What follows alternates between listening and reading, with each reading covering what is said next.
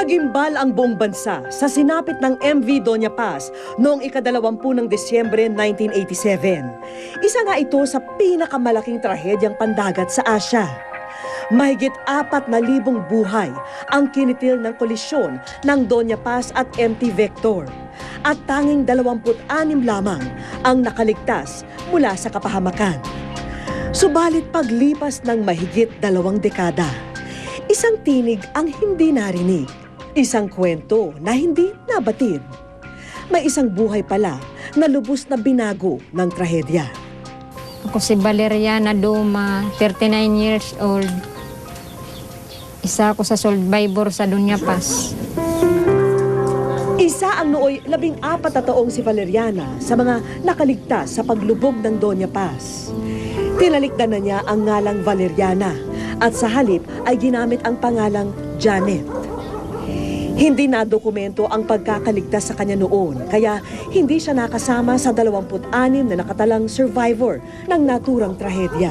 Siya na ang pinakabatang nakaligtas dito. Sa kasalukuyay, naninilbihan siya sa isang pamilya dito sa San Miguel, Mexico, Pampanga. 7 taon na akong nagtatrabaho doon ka nakagawad Russell. Mababait naman sila sa akin, kaya tumagal ako sa kanila. Mabait siya, maunawain at masipag.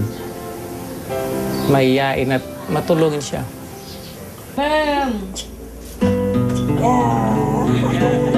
Habang nasa ibang bahay si Janet, abala naman ang asawang si Edgar sa kanyang trabaho bilang laborer.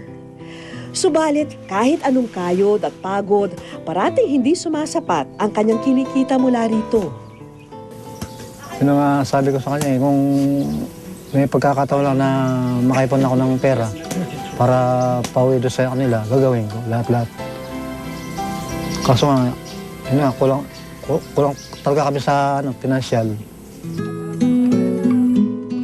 Hindi binayayaan ng anak ang ilang taong pagsasama ng mag-asawang Janet at Edgar. Gayunpamay, pilit na pinagtitibay ang kanilang relasyon ng pagmamahalan sa isa't isa. Matagal na ring batid ni Edgar ang naging kasaysayan ng buhay ng kabiyak. Nais man niya itong tulungan, wala rin naman daw siyang magawa.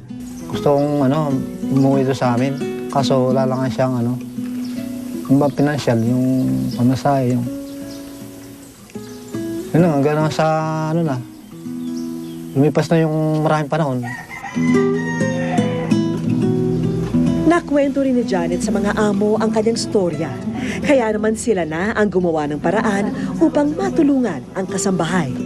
Kasi yung binibigay naming tulong sa kanya, hindi sapat eh. Kaya umahanap kami ng mga resources kagaya ng GMA na yan, napapanood namin na maraming natutulungan. Nilamo ng karagatan ang mga pangarap noon ni Janet.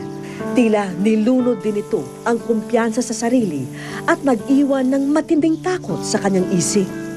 Hanggang ngayon, dinadala ko pa rin yung takot ko sa dagat, kaya hindi na ako makauwi. Tapos minsan, sabi ng mga kaibigan ko, ihatid kita na doon sa probinsya niyo. Sabi ko, ayaw ko nang sumakay ka ako ng barko.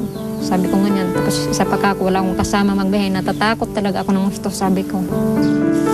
Sa ngayon, hindi pa rin maialis sa isip niya ang pagnanais na muling makapiling ang iniwang ama sa Samar.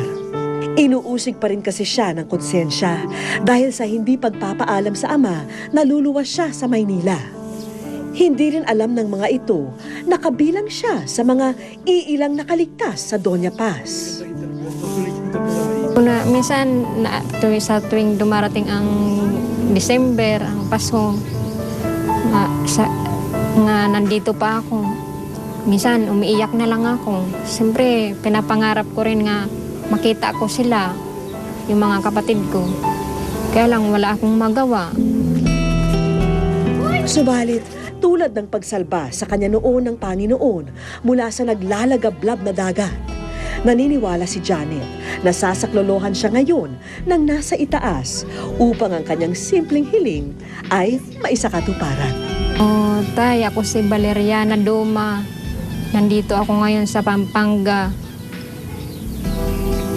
Gusto ko kayong makita.